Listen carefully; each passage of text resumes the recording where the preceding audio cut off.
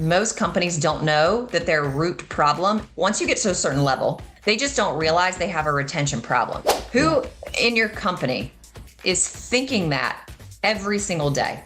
How do we keep every single client here?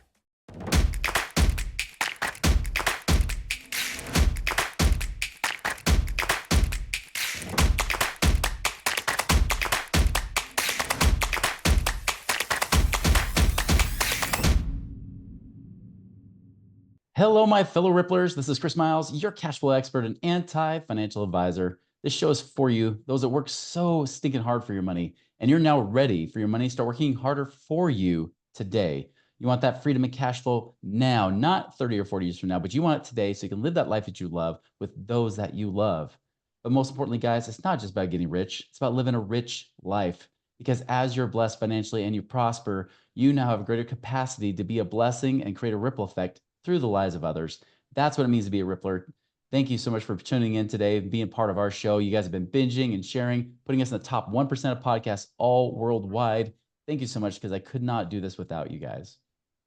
As a reminder, guys, if you haven't done this already, you can go to social media, whether it's Instagram, Facebook, TikTok, whatever you use, LinkedIn, at Money Ripples. You can follow us right there. We always keep things up to speed, especially because there's always new content and new things that we'd like to teach and give you as value. So be sure to check that out right now. All right, guys. So today I've got my special guest. I've got Megan Huber here today. So excited to have her here, because this is somebody that I've gone to for my own advice, someone that I've come to trust over the last few years as I've gotten to know her. Now, if you don't know who she is like the client success and retention specialist, right? She's the strategist, the partner that helps you guys make sure you get the best ROI. Because let's be honest, guys, the best marketing ROI you can possibly get is not by, especially if you're a business owner, is not by getting more customers. It's not through PPC and paid ads and Facebook and promos, or even podcasts for that matter. The best thing you can possibly do is be able to make your clients stick with you and love you. And then, of course, promote you as well. And that's exactly what I'm talking about with Megan today, because so many dollars are going out to waste money to try to get new clients. But what about keeping and making your clients happy right now? That's what she does today, talking about how to create greater profitability, sustainability, and growth in your business right now. Megan, welcome. I'm so excited to be here. It's one of my most favorite topics to geek out on. So I have a feeling we're going to geek out on it. So let's go. Now, I know you've done all kinds of coaching and stuff. Heck, you've even done athletic coaching and things of that nature. Give us a little bit more about your background and what led you down this path. Yeah, good question. So I grew up in a really small town in rural North Carolina. The town I grew up in was 2,000. We had 2,000 people in our town, and I always joke, it's a little bigger now, but I always joke there was a stoplight, a Piggly Wiggly, and a Hardee's. My mom was an educator. She was a career teacher and principal.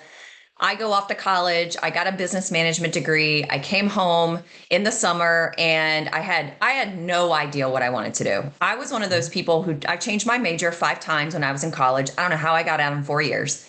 So when I got home, I just turned 22. I moved back home with my parents in this little small town. I had no clue what I wanted to do. I think I got a job as a manager in training for Jason's Deli. And I cried Nice. every day on the way there, and I cried every day on the way home. And I was working like 12 hours a day. And my mom finally looked at me. I think I'd been working there for 3 weeks as a manager in training. And she goes, Megan, she goes, just write a letter, turn in your letter of resignation. I'll send you back to school to get your master's degree. You would be such an amazing teacher. And I was like, parents paying for me. I'm 22. Parents paying for me to go back to school to get a master's degree in teaching. Okay. Like, I don't know I had no clue what I wanted to do. Mm-hmm. So I started teaching at the high school I graduated from in Pittsburgh, North Carolina. And cool part of the story is that my mom's classroom was beside mine. So we taught the same subject in the same department. Our classrooms were beside each other. My mom was a very decorated teacher. She got Teacher of the Year all the time. She has multiple degrees and certifications. My mother was my mentor the first year I taught. And I couldn't have asked No for a better pressure, of mentor. course. No pressure. I always say I'm the better teacher than my mom. But she is the one who taught me how to be an incredible teacher. And that's where I got my start. It was in the classroom, and I was the tennis coach for the women's tennis team. I still play tennis to this day. I was the football athletic trainer. And when Sean and I, my husband, had our daughter in 2010, I made the decision not to go back to the classroom, which was kind of a strange decision for me because I was so involved. And I was the kind of teacher who the janitors would have to kick me out of the building because they were locking up at 7 o'clock. I was a work 70 hours a week. And I did not enjoy being home. I didn't enjoy being home. I didn't enjoy not being an innovator and creative and leading people and building. I like to build things and I like to tell people what to do. And I like to know that I'm contributing to something so much bigger than me. And I just felt like I'd lost my identity when I became a mom and I'm home by myself all day with a baby who does nothing. And I really struggled with that. So my husband was a personal trainer. He was already in the coaching space, coaching people. And he finally, I think, just was a little fed up with me, to be quite honest. And he was like, Megan, I really think you should go work on yourself. You should go do this coaching certification program. So he did it with me because it was one he had already gone through. We were both in this coaching certification program for 5 months. And at the end, I was like, this is what I'm supposed to do for the rest of my life. This was so similar to what I was doing with high school kids. Because with high school kids, you're more of a mentor, facilitator, you're coaching them. You're not just standing in front of a classroom teaching them because at that age, you can't get away with being a teacher like that and be good at it. So that is how I got into the coaching space. And I was coaching a lot of brick and mortars in my local network because I grew through networking events and speaking locally. And I was doing very general business coaching. And then I started working for a mentor of mine full time. I was her director of client success, director of client experience. And I was with her for 4 years. We built a very large scale coaching company that was close to 10 million a year in revenue. We would have pretty big launches like 3 million, 3.5, $4 million launches. And I kind of ran that whole show of the coaching programs. And then I left there at the end of 2016, got back into business for myself. And, we all evolve over time. And about 2.5 years ago, I realized I was like, okay, I really wanted to niche myself in a specialty instead of just general business coaching. And I niched myself in client experience, client success. And I tell the story of the teaching because adults aren't that different from how an 18-year-old is going to function in a learning environment. And when you're in a learning environment with kids at that age, face to face, and you've got 30 of them all staring at you, you've got to figure out within a matter of seconds every single day, the emotional state, the psychological state, the cognitive state that every single one of those kids is in. And then you've got to adapt and you've got to accommodate and you've got to figure out, how do I teach this standardized material to this group of people, but they're all different? How do I do that? And so much of my perspective and the way I see the coaching and online education space, it is through the customer's eyes. It's through the customer's experience. Right. And I think that's really special. I think that's really unique because there's not that many of us who have that background. And now we're in the business world, but kind of bringing that education piece and perspective to the business world where those two worlds can really collide and support each other. Yeah. I agree. And I don't know if this was a bold claim for me to make because I was kind of talking to you about this beforehand, but I was kind of saying really what you do is probably the number one most profitable marketing strategy out there. I mean, would you agree with that, or am I off base here? I mean, I believe so. If you look at the different ways that we can acquire clients, and look, I do want to say this to all the listeners as well. When we're talking about retention and the greatest thing you could do is take care of your people so they stay with you longer, we're not saying don't go get new clients. We're not saying like just squash client acquisition altogether, because I'll get in arguments with people about that because they really do think like, so you're saying like don't do client acquisition. That's not what we're saying. But if you look at all the different ways to do client acquisition, all of it is linear. It's all linear. If you look at the retention, referrals, renewals, reactivations, and you're really focusing on the center of your circle, which of people who have already bought from you either currently or in the past, that is compounding, especially when you look at the referral side. It's a compound effect. It's the only way where, because referrals is a way you're acquiring new clients when you're playing the referral game. Right. Renewals and retention, you're not acquiring new clients, you're just keeping the ones that you currently have. They're both really important. But if we're just looking at client acquisition, they're all linear except referrals. That's more of a compound effect. And I think people also kind of struggle with it because we either assume or we hope or we would like people to refer us, and then it doesn't happen. And you and I have talked about this a little bit, and I've seen this in behind the scenes of other people's businesses where they've created referral programs and they have like lifers as clients. I mean, their clients Mhm. don't leave, but it's almost like the client isn't trained how to do it, or they aren't trained how to spark the conversation, or they're not trained on who's the best person to bring in, or it's just not top of mind. So you almost have to treat it like it's its own campaign, or Mhm. it's its own program or campaign within the program, within the service. And I think we're just so quick to always look at, well, I have to get new people coming in. And the only way to do that is over here, what I've been taught how to do. And then we almost just sort of slide referrals like off to the side. And it's like, oh, we don't have time for that. We don't have time, blah, blah, blah. I've heard all the things. I think we just forget that that is such a leverage point for us. Yeah. It's true. Like I know with some of our clients, a lot of them, they're like, well, what's the best way to refer? Because you're not my financial advisor. How do we do it? I was like, honestly, if you want to know if they're a really good fit, just send them to the podcast. Because if they can't stand me on the podcast, they won't stand us in the coaching either. It's Yeah. almost like the best way to filter through because most of our people do come through the podcast. And when Yes. we have gotten referrals, usually people are like, they're in. It's Yeah. not even a conversation. It's so easy when we Yeah. get those kind of clients. Okay, I love what you just said, Chris, because you just shared a really good idea, I think, without like even realizing it. So this is great for the listeners. Plus, I just got off of the last 2 days. I joined virtually. There were some people in person in a 2 day, basically like 2 day clarity day for one of my clients. They brought some other consultants in as well. So we had like the marketing consultants, the team, because we're all there. And this a large part of the conversation was about marketing, because if you look at referrals, like we're here to have like retention and referral conversation. There is a marketing play to that, right? Like it's marketing but within your existing customer base.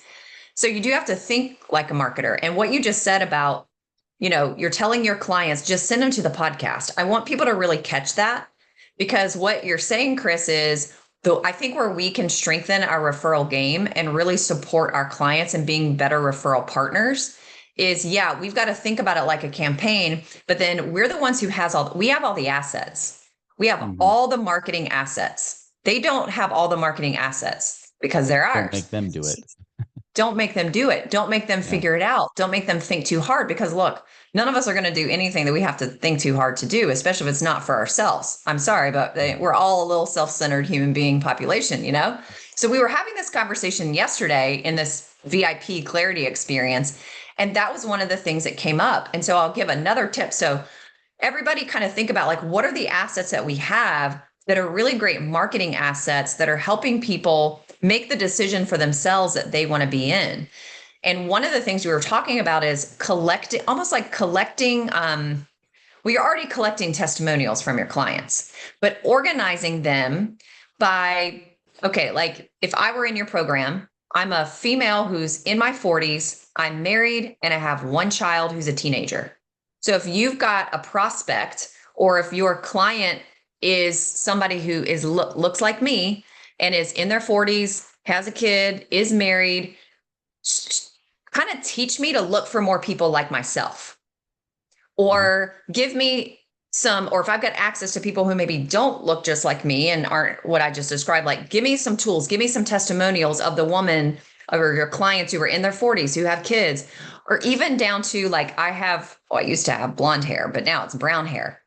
But if I'm in your program and I want to bring some friends in and they have brown hair, like give me more testimonials of women who look like that with brown hair, because Yeah. like attracts like. And if we Right. see, oh, they look like me, they have because you'll hear this too. Like, I don't know that I would join a business coaching program from a man or a woman who isn't a parent, because you Right. can't how can you understand me? Right. So if Hmm. all I'm seeing are testimonials of people who are single or in their 20s and 30s, I'm going to think, well, that's not for me. So again, we Right. just want to be really smart about how can we equip our current clients with almost like this little marketing journey that we can provide them with. And then they can drip that out to people. But we've got to be the ones who strategize that on their behalf and then give it to them. And then you've got to keep training them on how to do that really effectively. Yeah. I remember one marketer would always say, he's like, the three keywords you need to realize when you're getting people to talk to other people is someone just like you, right? Like that kind Yes. of thing. Who's just like you? You don't even have to find somebody in left field. Is like, who's just like you in this situation or needs this, right? That kind of thing. Exactly. Yeah, I remember this was so many years ago. Our daughter is almost 14. So Hmm. this was 12, 13 years ago. I had a life insurance agent, and he would schedule a meeting with me every quarter. And what he did was so brilliant. Every quarter, he would either come to my house or I'd meet him somewhere for lunch. And at the end of our conversation, he would whip out his yellow legal pad and he would ask me for referrals. And at the beginning, I would say, I can't remember his name now. I would say, Joe, I was like, look, I have so many people in my cell phone Rolodex and I'm connected to all these people on LinkedIn, but it's overwhelming for you to ask me, hey, who do Hmm. you know? That's overwhelming to the brain. So this is a really good Right. teachable thing. I was so overwhelmed. Like, well, I have access to people, but I want to be a good referral partner. Like, who should I send you? Because I also don't want to look like a dummy and send. That's the other thing, too. Your clients don't want to send the wrong people. They're thinking about that in the back of their mind. So I remember I would think that in my head and I'd be like, well, I don't want to send somebody bad because then that's a reflection on me. And I liked him. And so I wanted to do right by him. And I would say, okay, I was like, this is too overwhelming for me. I said, you got to give me some direction, give me some information. I was like, who makes a really good client for you? Like, what should I be thinking that's going to trigger like the names of three people or something? He would Hmm. immediately say to me, somebody who just bought a house, somebody who just got married, somebody who just got a divorce, somebody who just had a kid. I was like, oh, well, I just had a kid. And I recently, I'd been married for like a year and a half, but I just had a kid. So I know other women who just had babies. Guess what? Right. That's a good, right? And then he would evolve and change. And I remember he would, maybe like 2 years later, he started saying, like, I've kind of shifted who my ideal client is. And it's somebody who has a net worth of $1 million. Well, now Hmm. I'm looking at my LinkedIn contacts and I'm thinking, well, who am I doing business with? I'm not Hmm. thinking about the mom who just had a baby now. Who have I done business with that I could send him to? And Yeah. then I would ask him, because again, you don't want to look stupid. Hmm. I would say, what do I say to them? Give me like, I just want one sentence. Give me one or two sentences of exactly what to say. Because I'm also the kind of person who will overthink it. And I'll get really Hmm. nervous about like, oh my gosh, like what do I say to somebody? And so if you can just feed that to your clients, that's just going to make it so easy for them. And one other little psychological trick I'll teach you too. When asking for referrals, remember you're talking to somebody's brain. So ask your clients, can you think of one person who? And so you're telling the brain, you're giving the brain an instruction, just think of one person. It's so much easier for our brain to think of that one right, perfect person versus if we're just Exactly. like, bring your referrals, send people to my podcast, bring people to my next Right. launch. People aren't going to bring anybody because it's That's too right. overwhelming to the mind. Yeah. So true. Now, before I move on to I think one of the key crux questions for people here as well, let me ask you this. What's the best way if someone wants to follow you, contact you? What's the best way they can do that? Oh, follow me. Uh-huh. Yes. I would say that you're listening to a podcast right now. So if you're a podcast listener, I have a podcast. It's called Built to Last. And the large majority, I'd say 85 to 90% of my episodes are about this type of stuff we're talking about now. It's in the category of everything that happens after the sale of a new customer. So go listen to the podcast. And I'm also on social media. I'm pretty accessible on social media, LinkedIn, Facebook, Instagram. Megan J. Huber. Those are going to be the fastest. That'll be the fastest way to get in touch with me. Perfect. Awesome. Yeah, we should have that in the show notes as well, so people can follow you and follow your podcast too. So I know we keep bringing up retention, right? And we were talking about this before we got on the air, and it made me recall my wife and I buy this really high quality oil, olive oil, right?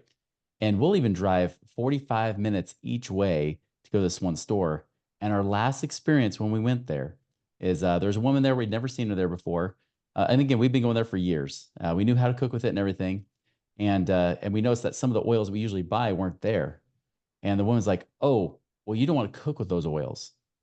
We're like, "Well, we've talked to the owner of this company, and she said, yeah, you cook with these oils." It's like, "Oh, no, no, no, you don't want to do that." So she starts like telling us not to do that and like pretty much like unsell us on the oils that we buy. And she's like, "No, you buy these other ones." And my wife said, "I don't want those ones." She's like, "Well, those are the ones you cook with. You don't cook with the ones that you want." And so my wife's like, "All right, thanks," and walks out of the store. She goes and gives them like a 2-star review. And here's what's even worse. The owner of the store then replies back and said something to the point of, "Well, I don't even know if you're really a true customer or not." And my wife's saying, "I'm the only one with my name. I'm sure you can look it up. I am the only one in your system that has this name. And the fact that you even just didn't assume that, I'm now changing it to 1 star." So, I Oh mean, my so goodness. she could have retained. She has been retaining a customer for really like 5, 6 years. We've been buying these oils, and we've been buying them by the truckloads. It seems like, right? Because we use them daily. And now at this point, my wife's like, "Nope, they're gone. They've lost a customer." And I know we were talking about this on the before this recording, because I know you and I like to really like take care of our clients. I have some clients keeping us on retainer for over a decade now. And you were telling me in the coaching industry, retention is a big issue. Let's talk about that. Yeah. So I've been in the coaching space for 13 years now. Mhm. And, my whole entire entrepreneurial career has been in the coaching space. And when I say coaching, I mean, I got started in 2011. So it was like very traditional online coaching space. And it's changed so much over the years, but I still see a lot of the same problems. They're just exacerbated because we have so many more people who have started coaching businesses. Mhm. And, it's interesting. I think some of this is just human nature, but I do believe that so much of the outward conversation from a marketing perspective, and now we're also privy to it a bajillion times a day because of social media. So much of the marketing, at least that I have seen in the very traditional space, and when I say traditional coaching space, I'm talking about like I'm helping people grow a business. I'm helping people grow a business so they can make more money. And in large part, most of that marketing message is look at how much money I made. Look at how much money my company is Mhm. making. Look at Right. the size of our launches. And I even remember when I came back into business for myself in 2017, I was also told to do that by my coaches. You Mhm. have to share how much money you're making. You have to share how much you made in your launch. Yeah. And and I would always feel so strange in my heart or in my stomach when I would share that. But I thought I'm going to be really honest. Like I thought I had to.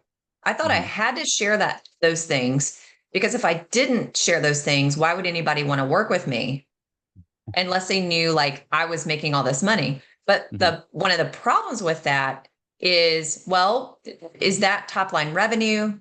Did they collect all of that, or is it coming up in payment plans for the next 12 months? Are their business expenses 65%? Is there a lawsuit behind the scenes? I mean, I'll be honest, Right. one of the biggest problems I see behind the scenes of coaching companies is there's lawsuits. One of Yeah. the biggest problems is legal problems. And I worked somewhere full time. I mean, it happened to us as well. It's not uncommon that you're going to get sued when you're Mhm. making millions of dollars and you have hundreds and thousands of clients. Like kind of comes with the territory. I saw that Mhm. with principals too. You don't hear about that, but principals of schools, they get sued all the time. It's nuts.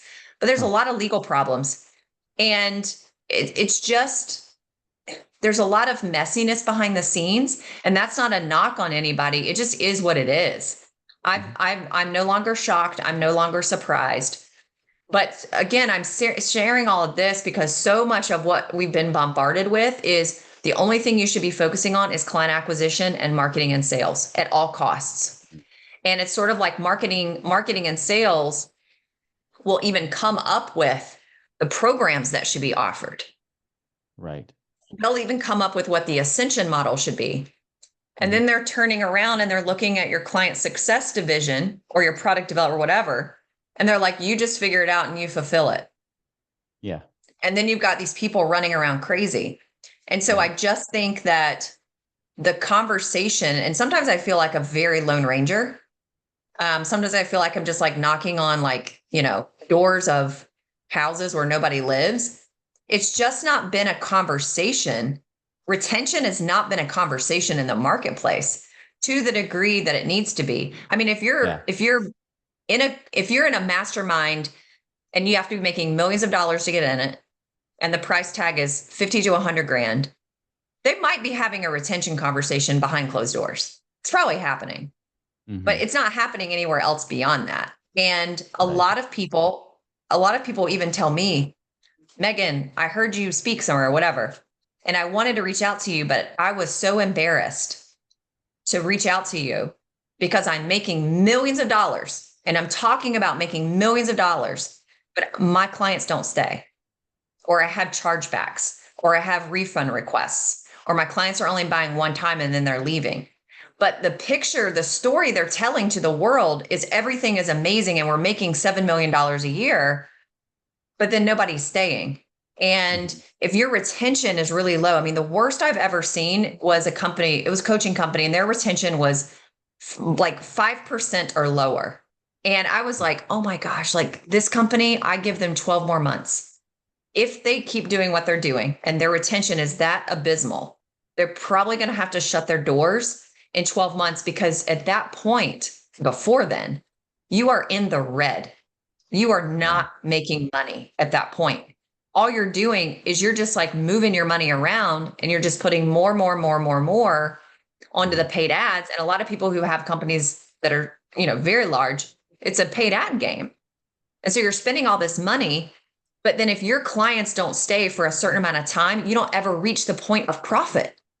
You don't ever Yeah. profit off that client. It just depends, there's factors, but yeah, I just think that we haven't had the conversation about retention. And I Mhm. believe that because so much of the marketing message we see out there, it is about marketing and client acquisition. And so the business owner has problems in their business, but they're solving it with more client acquisition, and they're solving it with more marketing on the front end because they don't Right. actually realize they have a retention problem. That's been my biggest learning, Chris. Mhm. Like super honest over the last like 2.5 years of like really going all in on consulting in this topic. That's been my biggest learning lesson, is that most companies don't know that their root problem, once you get to a certain level, it's, once you get to a certain level, you really have to pay attention to this. They just don't Yeah. realize they have a retention problem. They don't realize they have a client experience problem. They don't realize it's a customer journey problem. They still are trying to solve the problem with, let's just get more clients. Let's just spend more money. Let's just go hire a marketing agency and pay them 70 grand to just get more people Yeah. in. Yeah. I see it all the Seriously. time. Oh Yeah. yeah, it's bad. It really is. And that brings up a great point, because if you're that kind of business owner, I mean, you're always hustling, right? You never stop. Like you can't stop, because you always have to keep acquiring new customers, burning through them. It's like a turn and burn system. It's Yeah. kind of sick, actually, when you think about it.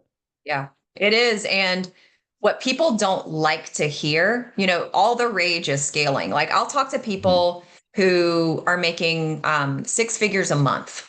So they have figured out how to acquire enough clients, make enough sales. They have a sale, they have setters and closers, they have their marketing. The engine is working. Like if you're making 200 grand, 300 grand a month, like your engine is working to supply your business with clients. It's working. Yeah. You may not always be getting the right people, but you're getting the people in. But what Right. people get afraid of when they talk to me is they think that when you have this retention conversation and client experience conversation, they think it's not scalable. And so they Mm. think they're going to make less money. And that's where they get really scared. And then the Yeah. other thing, that this is just true. You know this because you take really great care of your clients. It's not cheap. There's Yeah. a cost involved with taking care of your clients. There's a cost involved to client experience. And Yeah. I don't mean just buying people gifts, but you Mhm. have to have, like, everybody ask yourself this question, especially if you're making 7 figures in your business. You can, like, I mean, under 7 figures, You don't need somebody full time to do this. But if you're over 7 figures, you should have somebody on your team whose sole job is to wake up every single day to think about how do we keep all of our clients here? Yeah. Who in your company is thinking that every single day? How do we keep every single client here? And then how do we get every single client to bring another person in? Who in your company is thinking of that every day? You've got to have somebody so passionate about that side of your business that they are literally eating, breathing, sleeping. I mean, that's what I did when I worked for the company I worked for. That was my metric. How do I keep people here? How do I make people so happy, so satisfied, getting results that they want to stay here and they don't want to go anywhere else? That's right. Because a business owner doesn't have time to think of just that every single day. I get it. You can't just think that if you're the CEO, but somebody in your company does. Somebody has to. Yeah. Absolutely. That could be for somebody listening to this right now, that could be their next new hire that they need, or somebody that's already there that just need to get focused on that one objective, right? Yeah, for sure. It can be a game changer, for Yeah. absolute game changer for a company. And Yeah. that being said, the CEO and the rest of the company has to be on board with that. Mhm. And that's the thing that I will also see. The bigger the company, I'll be interviewed by 3 people before they finally bring me in to consult. It's like, I've got to talk to the CFO, the COO, the CEO, blah, the blah, the blah. Mhm. Everybody's got to make sure it's the right move. And oftentimes, what I'll see is that it just depends on the person, but lots of times CEOs come from a marketing and sales background. Mhm. So you don't really have that many CEOs who came from client care or customer service or client experience. You just don't. And I get it. It makes sense because that person is going to be so focused on marketing and sales because that's their background and that's what they know. And Yeah. in order for this to really work, I mean, yeah, your next move can be assign somebody to that particular outcome, retention. And they're also going to have a harder time if your whole company isn't what I call client centric, meaning your marketing team has to be in communication with your client success team. Your sales team needs to be in communication with your client success team. And oftentimes those 3 departments are very siloed and there's no cross communication. And so your So marketing and true. sales team, they don't even know. Look, I promise you, the person who knows who your ideal client really is, it's whoever's working with the clients. They Mhm. know who your ideal client is better than your marketing team does. That's right. They just do because the people working with your clients, they know what kind of person do we need to bring in here who actually does what we need them to do, takes responsibility, takes action, and gets results, and they're successful. Who Mhm. is that? And then Yeah. you should be feeding information to your marketing and to your sales team as a client success team. And even sales, it's like, how many companies is the sale? Let's just say I'm your salesperson and I'm Mhm. closing sales. I close the sale and I usually never talk to that person ever again. But so Mhm. we could take this a step further to become client centric. And you can even compensate your salespeople less on closing the sale and then give them compensation and a bonus based on how long the client they sold actually stays in the Right. fold. Right. So that's Yep. another, like, if we want to be really client centric, how can we make our sales team almost in part, like partially responsible for making sure the right people are coming in such that Right. those people are making improvement, making progress, hitting their success milestones, staying in longer, and it's just also disconnected and disjointed in most companies, and that would actually solve a lot of problems, and Yeah. you'd keep people longer, you'd reactivate old people, alumni, whatever, you'd have Mhm. more referrals if marketing, sales, and client services were all communicating and working together as more of a unit than 3 separate silos. So true. Oh, Yeah. great stuff. Well, Megan, I appreciate you being on here today. I know we would go longer than I usually do on this show, but you have so much good information to give, so much good stuff. So I'm definitely going to encourage everybody, check out her Built to Last podcast for sure. And definitely follow her, Megan J. Huber, on social media, whatever social media you use. Definitely keep in contact with her and get those good nuggets. So again, thank you so much, Megan. Yeah. Thanks for having me. And everybody remember, like we talk about money all the time, but it's not just about getting that top line number. It's about that bottom line too, right? It's about how do you really show up with integrity, prosper because you're helping people and create a ripple effect in their lives, just like I know Megan's doing as well. So guys, go and make it a wonderful and prosperous week. We'll see you later.